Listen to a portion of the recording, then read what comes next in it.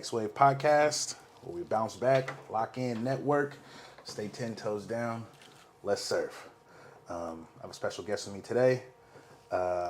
Before we get into that, please do us a favor and like and subscribe. We are really trying to work the algorithm with this one and get this message out to as many people as possible. We're also on TikTok. We have a TikTok clips channel at Next Wave SF, and we are also on Instagram at Next Wave SF. Today, I have with me Mr. Keith Jackson. Yes, sir. How are you, sir? I'm good. Good. Hey, it's nice to have you on. All things considered, I'm glad you're with us. Yeah, thank you for having me be a part of your podcast. Yes, really sir. Appreciate it. Yes, sir. Yes, sir. Today we're going to talk about, I guess, the criminal justice system, for lack of a better term, and really try to focus on reintegration. This is connected to a monologue that I've done to talk about how this phenomena particularly affects men. Yes. And, one of the things that I would like to change is, the brotherhood acting more like the sisterhood in terms of community and support. I work with a lot of young people, a lot of young men who lean into isolation. Yes. When things get tough. There's this idea of pulling yourself up by your bootstraps and I don't need the support, I don't need the help. And I really want young people to understand that that's not necessary. Yes. You don't need to do that, right? Yep. And, with this education comes an accountability piece of, I always tell my hoopers, you're not going to be a street dude and a hooper. You know what I'm saying? You can't do it. You got to choose. Both. You can't do both. And, conversations like this, the one that we're about to get into, continue on what we've already spoke about, I think is going to offer valuable insights. I hope so. Yeah. So, that's my goal. But I want to start with, who you are and what your platform is and what are some of the things you're working on. I grew up in the city. My family originated from Texas. I got here in 1969. We first landed in Fillmore before everybody understand what Fillmore was and what Fillmore became. Became this historical jazz place. It was a black community, and people thrived in that black community. So my parents left Fillmore, and we moved down to North Beach public housing, where I stayed till I became a young adult and went out to college. And that was a whole different experience for me. Growing in public housing, you see a lot of your partners, your homeboys, they either they're on the path of education, going to college, or they're on the path of the prison pipeline or drug pipeline or death. And so, I had to choose early. I had to choose, which path line I was going to head to. And I decided that I was going to go to college. And I went up left North Beach Public Housing, attended USF Upper Bound program, and then spent 2 years at Sonoma State University. Okay. Yeah. Nice. Yep. And then after college, what were your biggest, aspirations? Well, at that time, I was, I really wanted to be in business. I really wanted to have my eyes like corporate America. Yeah. But like every other child that grows up in in the hood or neighborhood, we just lack resources sometimes, or we don't know where those resources are. Yeah. And how do you access those resources to get to where you're trying to get to? And that's always a problem, right? So I had to kind of set my goals high, but then reality set in, and I had my first son, and then from there got married, and then we lived again back in public housing, and so I had to navigate myself. But what I first understood was what it was to be responsible as a black man, as a man, having children, being married at the time, and so I decided I was going to focus on making sure that my sons got a good education. I was going to get engaged in their educational process, and that's what I did. What were some of the biggest challenges as you found yourself transitioning from adolescence into adulthood, and I know you mentioned taking on responsibilities. Did that transition happen in a healthy manner? Or was it all just like, No, for me, it happened in a healthy manner because I had mentors, people I looked up to, like Lee Robeson, who was at Telegraph Hill Neighborhood Center, Pearl Hill, who was a grandmother to the community, but a grandmother to me as well. And we, at 11 years old, 12 years old, I had a job. I had to get up every morning in the summer and go to work. And either you caught the bus somewhere, or that's when it was safe and sound that you yeah, could be able to get on Muni and catch the bus and go from one neighborhood to the other neighborhood. And so I was forced to do that. And I had a mother. My father wasn't always there, but I had a father. yeah, And so sometimes it's just having the support you need to guide you. And then, going to places like Upper Bound, yeah, those kind of programs really, kind of gear you towards a way that you could say, okay, I can learn. It's cool to learn. yeah, And that's, a lot of times, when we look at education, especially in our communities, it's not cool to learn. It's cool to yeah, be on the streets, and it's not, yeah, so I was able to navigate that a little bit better than other folks. yeah.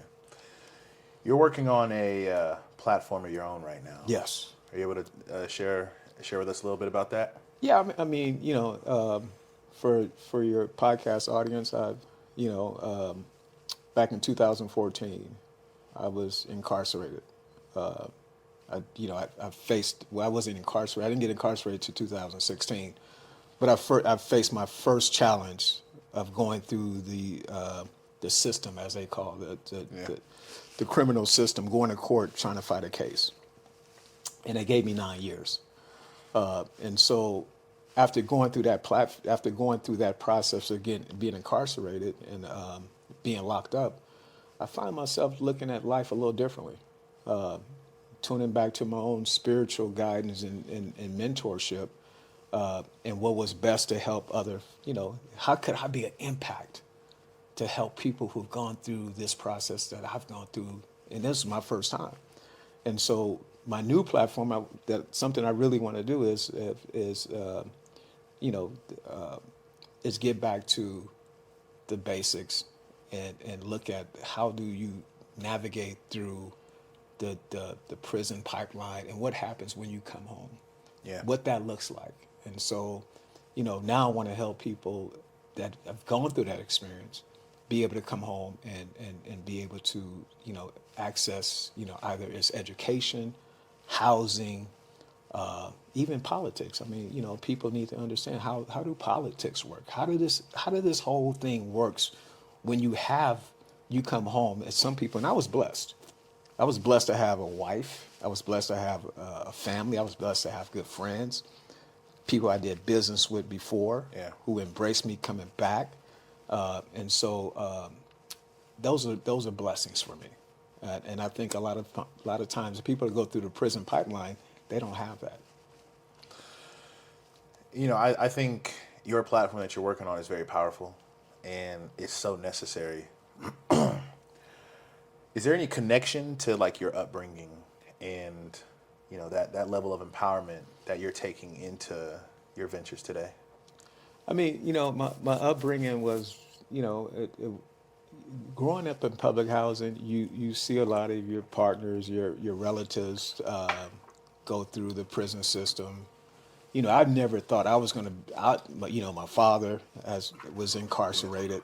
I never thought I was going to go through the prison pipeline, but I think that it allowed me to understand, to have compassion, that when you do go through these kind of things, that you do have the compassion to understand that people do deserve a second chance, and what do that second chance looks like.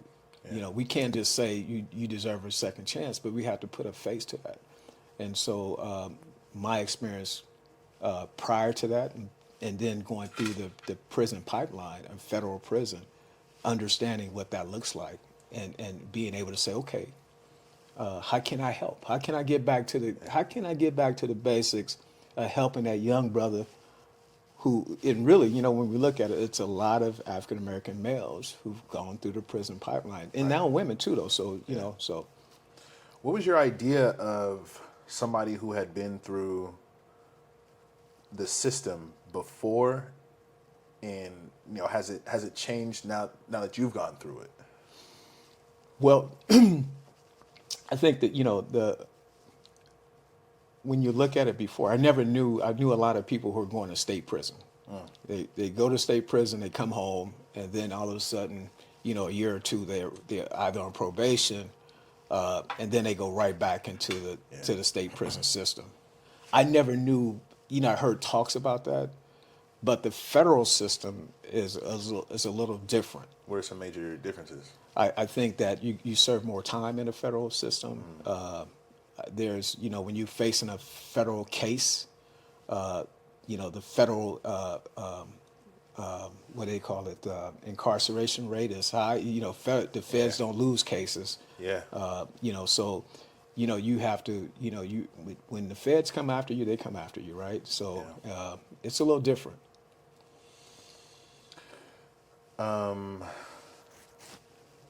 What was life like before this for you? Because I know you had your hand in the community. You were doing a lot. Yes. What are some of the major accomplishments for you? Back in 1994, I ran a campaign with $3,000. I got elected to the school board, became vice president and president, renamed Rosa Parks, Raphael Will to Rosa Parks School. And that was one of the biggest highlights for me because at the time, we called Rosa Parks, and she was still living at that time. Oh, wow. And invited her to San Francisco. So the process of reading, going through legislation, and drafting this up, because I had a lot of people call me like, why would you want to name the school after Rosa Parks? Raphael Will was this and Raphael Will was that. And I understood all that. But, when we're talking about, African-American community, where predominantly most of the kids who are going through, and I'm just going to reuse, how the street names are, OC projects, KO and other places, right? They were all African-American, black males and black, girls, and so black boys and girls. So it was important for me to rename that school to Rosa Parks. And when I called Rosa Parks and talked to her, she said it was a pleasure and an honor to come to San Francisco. And when I first laid eyes on her, and before then, I had called the Fairmont Hotel. And I said, we got a special guest coming to San Francisco. And they asked me who it was. And I said, Rosa Parks. They said, hold on a second, let me get the general manager. General manager came to the phone and said, I tell you what, we're going to give her the presidential suite for free. Wow. And so we picked her up from the airport, and I met her at the hotel. And when I walked through the door, I had chills. I just had tears because even though she was a frail fighter, at that time she was, getting older and frail, but she still had a lot of power. Yeah. You could feel it, right? And it was like, this is real. Yeah. I'm naming a school after Rosa Parks, and she's here. Yeah. So that was like one of my biggest things on the board that was really powerful for me. Yeah. And then going on to, diversifying the school, the curriculum, the textbooks, going to so that it matches, so it's more, representative of the people of the community that the kids are coming from. Yes, more diverse. Sure. So, out of 10 books, you might get, one African American literature, so we're saying, hey, got to diversify this, and out of the 10, maybe do 4. Well, we ended up with 3, and that was good enough for me. So, so that was another great thing that we did. And then I did an African American summit just to target African American children who were, at the bottom quartile, who had a hard time. Because, a lot of kids have a hard time. And I found out the school district was just, using special ed as a pipeline to force our children into special ed. Yeah. And not really being responsible enough to say, okay, what is the matter? Yeah. Because they have an attitude problem, you're going to push them in special ed. So what we did, we brought a lot of folks from out of town. And we had the leadership, the black leadership, men and women come together, and we had a conversation. And we really identified how do we address these issues that face African American boys and girls every day in the public system, school system. So, You know, for me, even as a student in elementary school, every school has a SPED program, and all the kids in there were kids from the neighborhood. yes, And I'm like, I know this kid. You feel me? Like, as I got older, I started to see the weaponization of it.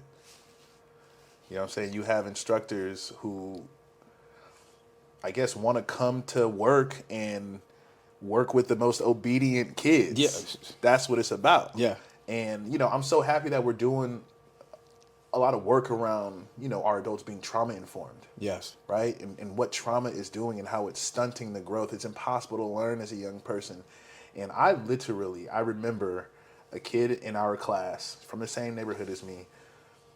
The teacher had the principal walk in, and the teacher said, "So-and-so, you need to stop, put that away and pay attention." The kid didn't do it. Yes. Had an attitude.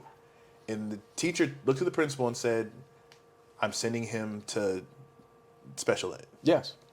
Yeah. And special ed was full of kids who had a tough home life. And they're low skills because they're low practice. Yes. And that was just some of the sickest shit for me. And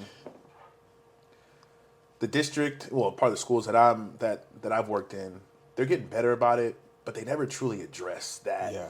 They never truly address that piece. The war on black boys in special ed. Yeah.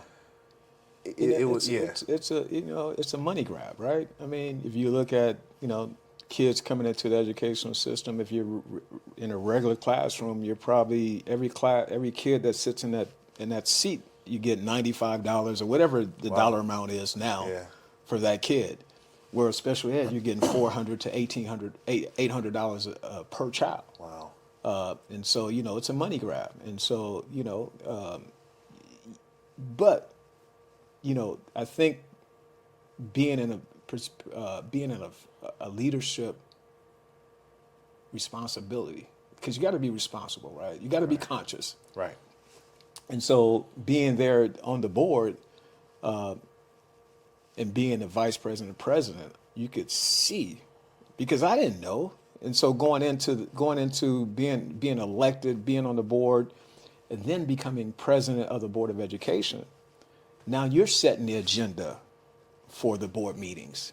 Yeah. You're setting the conversation with the superintendent about what is the next, fiscal year is going to look like. What is the priorities? And so I'm sitting at the table with the superintendent, and I'm leading the board on conversations that will be best handled for the community. And so I view myself as a conscious person, and what my responsibilities are to lead my community as a black male growing up in San Francisco. I can't imagine that was a process to where you got to just do whatever you want with no pushback. Oh, no doubt. What kind of, how, was the environment ever super tumultuous or? Oh, always. I mean, you had your colleagues saying, one thing and, why you're doing this and, you should be doing that. You had the community, even when you wanted to, redo Rosa Parks, other people came out the woodwork and said, hey, my mother worked at the school district. My mother's name should be on the school.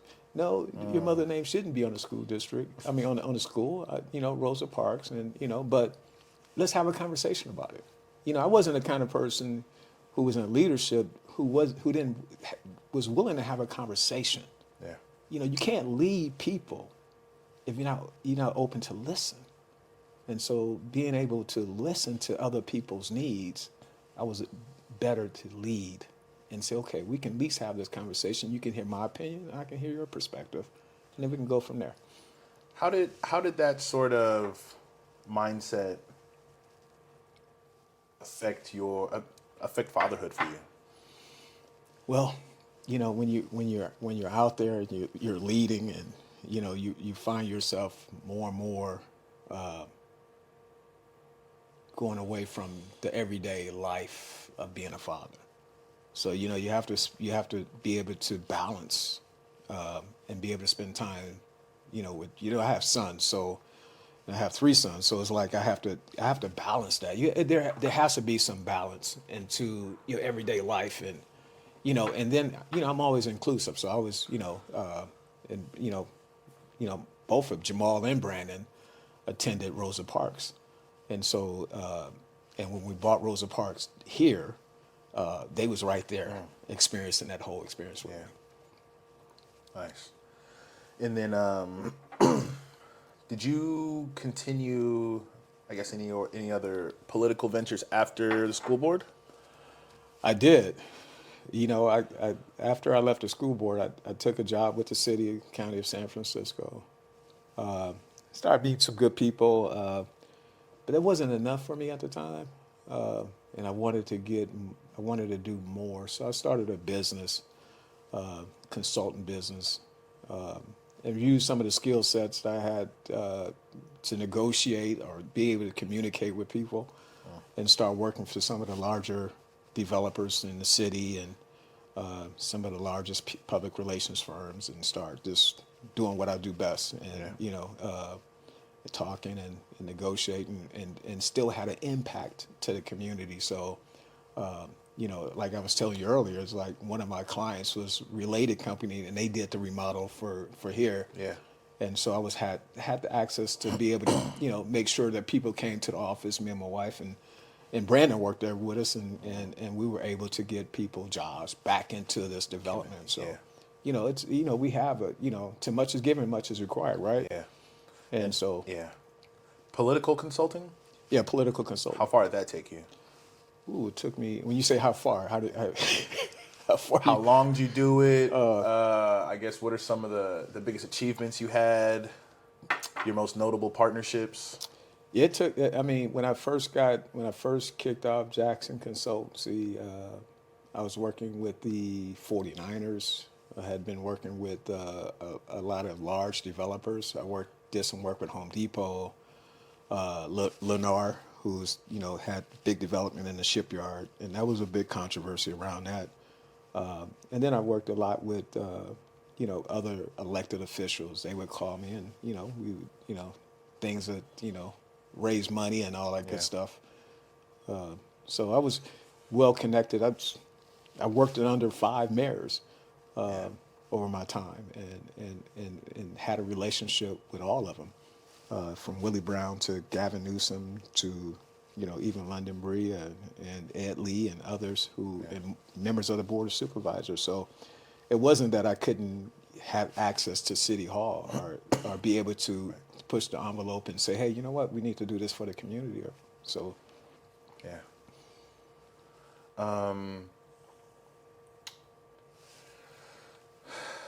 Fuck, where I was to ask you. Are you able to share anything about your case from 2014? no, it's because our case is still under protective order. Yeah. It's a gag order the judge put on us. I can't tell you that back in 2016 they gave me 9 years. It was time for me to reflect on that. Going into the prison system, I didn't have a clue Yeah. to what the expectations were. But I can tell you this though, as I was turned myself in to serve my time in Lompoc Federal Prison up near Southern California, a year into it, I had to come back to San Francisco and face some more state charges that the DA at the time was trying to give me additional 11 years on top of my federal time. So I spent 3 years in county jail fighting a case, Right neck, yeah. and left out of that case with 2 misdemeanors. What is it like your first few days or week in? Like, are you on straight survival mode, or are you did you assume a role of like big brother and like voice of reason? Because that's what I'm getting from our conversation Yeah. here. Were you able to stay in that sort of mindset? Yeah. One of the things people should realize going into a prison system, you're going in there by yourself. Yeah. No expectations. You don't know who you're going to run into, who you're going to have a conversation with. But my first day in federal prison, I didn't, I walked into federal prison not knowing anything or anybody. But as you earn respect from people. Yes. You're honest. You speak from the heart, and then people understand that you're one, as they call it, one of the real ones. But then you have people looking at your paperwork, or are you a snitch? Or are you that? And so you have to go through those changes. And so, but I found myself like any other situation when I was at home or doing what I did best as a big brother. People come and say, hey, man, I had a lot of guys, from Southern California who are Crips and Bloods, and or just say, they like the cats from the Bay, and so we built, friendship or Yeah. So some things I was able to, talk some people off the cliff sometimes, Yeah. And I'm sure that was a fulfilling moment for you to be in that space and to still be in, I would consider a leadership role. Yeah. Whether it's, empowering the people around you and having spirited intellectual conversations. Oh, yeah. One thing about prison that, that we don't do every day at home, you read a lot. Yeah. You read a lot of books. Yeah. So Sure. I spent a lot of my time reading books, and then a lot of you see a lot of cats who are mind like that see the same value that you're seeing, that you want to come home and do the right thing, and so we shared a lot of books. I think one of the guys that we walked the yard with, I didn't realize that I had a cousin who was on the yard with me at the feds and up in Lompoc, and he was there. So we walked the track and we talked and found out we were family. And so that was a big plus for me. And as you know, Brandon was locked up with me as well, Yeah. incarcerated with Yeah. me. And so and that was at the beginning, before I came back to San Francisco. But Brandon was my bunkie. And so, father, son, Yeah. in the same prison. Garners a lot of mixed. Yeah, it was trip filling for me to see that. So I had to. That was another life shift for me, spiritually. Yeah. Okay, so you have the experience of being incarcerated, then you get out. In how long have you been out? 18 months. 18 months. And so how did you build this new platform, and it's focusing on reintegration?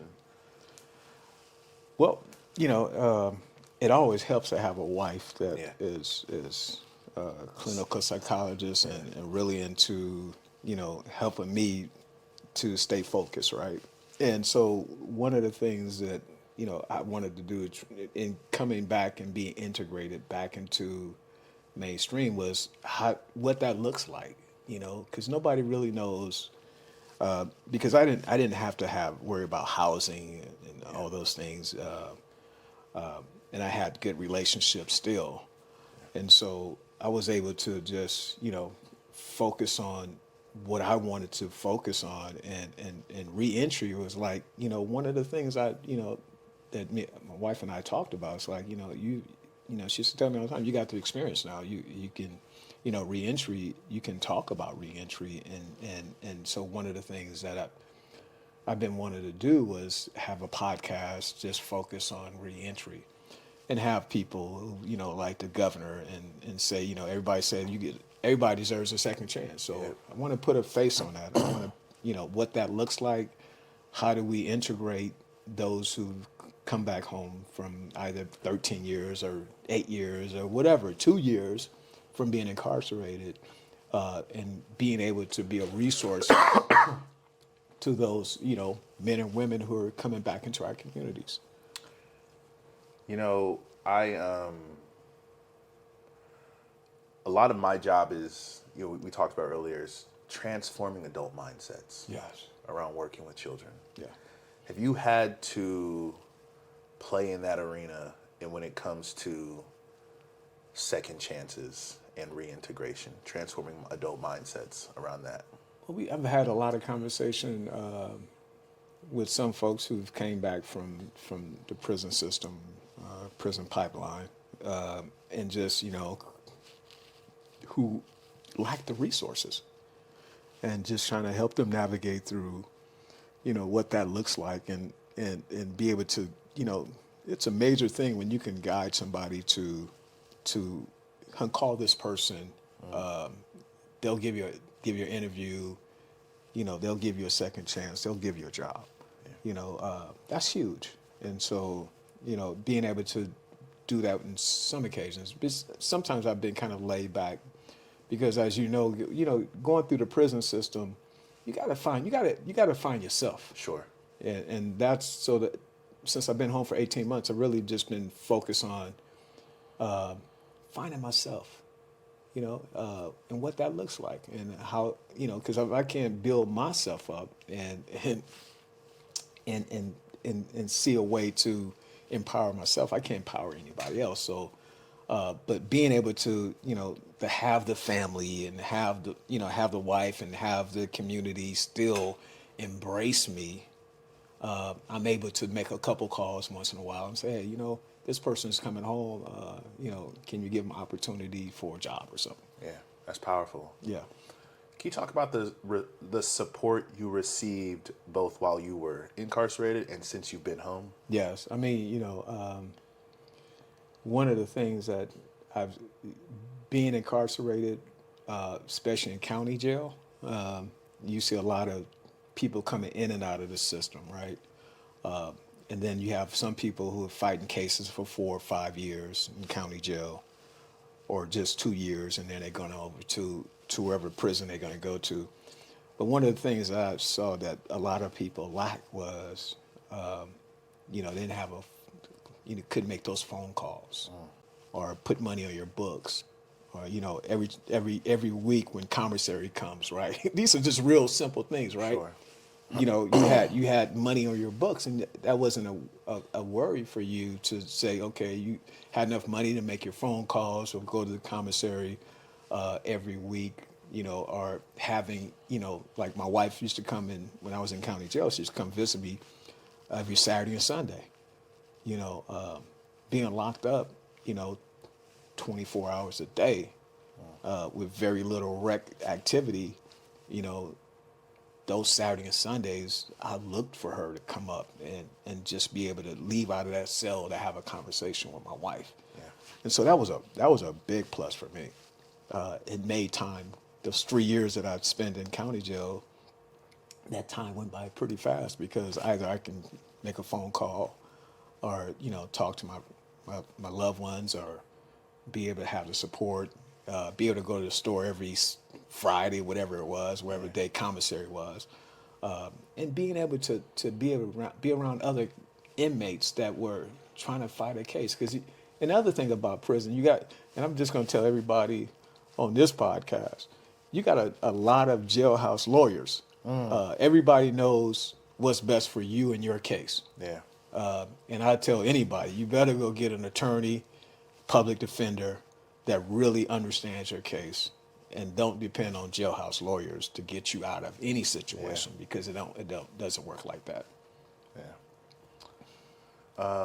And then what sort of support have you received since you've been home and trying to get back to it? Just family support. I mean, I've really got some real good friends, and I'm not, I'll keep their names unanimously, because but a lot of good support, good people who would really just say, "Hey, Keith, how can we help you? How can we help you?" and then was able to, help my wife out, and it was not always monetary things Right. to it, like, being able to pick up the phone and call her. Yeah. I had a good buddy, and he's big name in San Francisco. But he called my wife once and said, "Hey, you know what? What are you doing today? I want to take you out. Keith is not here, so I'm gonna take you out to dinner." And that was that. That being incarcerated, not being here, and her telling me that just was a big thing. Yeah. And so, having those kind of supports makes all the big difference in the world. Yeah. Sure. What are some effective strategies that you've put into action since you've been home and kind of just more so focusing on the mental aspect? Because there's some people who are here when they get released, but they're not really here. Yeah. What are some effective strategies that you put in place? I think you got to be real with yourself, right? You know what got you to serving 9 years or whatever it is in prison. God is, you in prison, you really do find yourself because you have to spend a lot of time by yourself thinking. I mean, and so you find yourself and you're thinking about what is the next move. What happens when these doors open up and they let you go, and really just have to stay focused enough and understand that you have a responsibility not to get caught back up in the same system that brought you here this time. And so one of my biggest things, I always turn to my family and I turn to God and really focus on what my priorities are moving forward. And that is to try to find a way to help the community in a different kind of way from my experiences. Going back, you were talking about just the demographic of young black men in this community. Yes. And that's my target demographic. And I think, more so the 16 to 25, from my experience and what I've seen is like a very forgotten demographic. What is, I guess, your number one message to that demographic? Because I don't think I can do this education piece without the accountability piece. Yeah. Once the information's out there, that and it's on you now. Yeah, that's true. I mean, and you just each one teach one, right? Okay. You have to. You only can teach those who want to be taught, and grab those who want to be grabbed, and help those who really do want to be helped. And not to say that we have to throw every baby out the bathwater, but we do really have to stay focused on, what our intentions are to help our people. And San Francisco is a very unique city, right? First class city. We have a African American mayor who grew up in this neighborhood and really loves this neighborhood, loves this city. But let's just keep it 100. We got San Francisco black population is 3%, 5% African Americans. And so what those numbers look like, if most of our people are incarcerated, living in poverty, have a lack of education, have a lack of corporate connections. So what do we teach our kids? I think we should teach our kids to get engaged. What is this process looks like? What is the political process? What it is being active in the community? What does that looks like for you who are going to school or whatever to get engaged in the system? And stop blaming or pointing the fingers that the system is doing you wrong. You got an opportunity to engage somewhat, but we gotta learn how to trust each other. Yeah. We gotta learn how to work together. Right. And I don't think a lot of times our leadership, we got to step it up. Be true to each other. Yeah. We're dealing with a small population, and a lot of our young men and women are just, they're not engaged. They probably don't even know who the president of NAACP is in San Francisco. Right. And so how do we get them to learn that part of it? I think it's really hard in a city like San Francisco There's so many resources here, and a dense population of billionaires. But as diverse as the city is, it is just as segregated. Yes. You can go to this neighborhood to find these people. You can go to this neighborhood to find these people. And I just think that sometimes it's hard to survive. Yeah. You know what I mean? It's like, how many is there a black middle class in San Francisco anymore? Yeah. It used to be. How many black people are in San Francisco that's not living in low income Yeah. housing or the projects? Yes. Yeah. Sunset got a population of black folks. That Richmond got a population of black folks living in houses. Is there any ownership out here? And I don't want to. We can talk all day about what we need to do, but sometimes, admittedly, when you look at the scope of things and how much is stacked up against trying to just move forward positively, I do get discouraged sometimes. Yeah. Rightfully so, right? I do. Admittedly, I do get discouraged, but platforms like this, hopefully I can take this to the next level, and hopefully this can reach the people that it needs to reach. Yeah. Yeah. We're I walked in the prison system, and I looked at it as, when you're sitting in a chow hall and you walk through the first time and you don't know where to sit, but you see all the black men sitting at two tables. Yeah.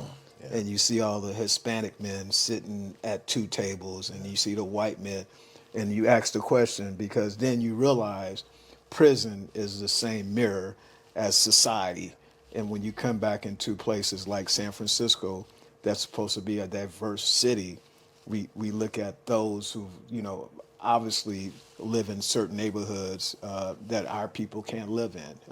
And it's by no accident. I mean, the redevelopment came in here and wiped out the black middle class, right? We had a lot of black African Americans who migrated into San Francisco and worked in the shipyards and took their monies and built from there. And then the redevelopment came and wiped us out. And so, we have to get back to, how do we empower ourselves? And how do we do that without the very limited resources that we have? But we can work together. We have resources among ourselves. We have San Francisco that had 2 black mayors. Yeah. Come on now, sitting on a diverse city where you have a population of 3% African Americans and you have a black mayor. So come on, we could do whatever we want to do. We just have to figure a way to do it. And like I said, we have to learn how to trust each other. Right. It's powerful. What are your future goals and partnerships? What are some things you want to do? Things that are already on the horizon? Yeah, I mean, one of the things I really do want to start this podcast to put a face on reentry and what that looks like, and working with. I think that we can't just, it has to be a Bay Area thing. It has to be Oakland, San Francisco, and other places. And so I'm going to really work with bringing everybody together. If it's the district attorney over in Alameda County, who's a Pamela Price, who's an African-American woman who's going through her issues, and, bringing, people, elected officials like Sherman Walton and London Breed and others to this podcast, and bringing a governor, Gavin Newsom, who's from San Francisco, who's always talking about second chances, right? I want to bring him into this podcast, this reentry, because he's a big promoter on reentry and second chances, and so my goal is to partner with those kind of folks and say, okay, let's really, if we really want to do some help and do some work, then let's do it. Let's do it from my experience, being in the city, being an elected official, being a grassroots person, coming from the neighborhood. I grew up in the Fillmore. This is my neighborhood. And so how can I give back?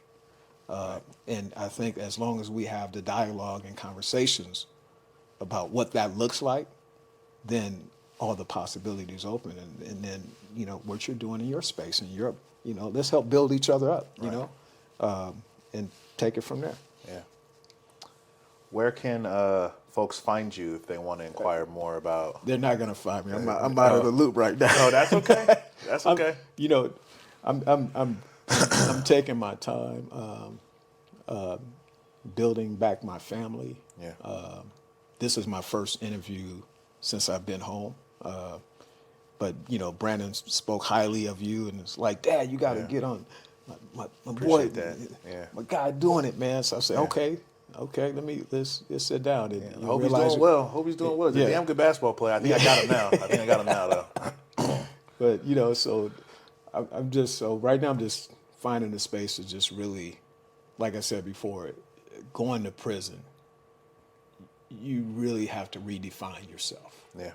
And you really have to take the time to not, you want to get integrated.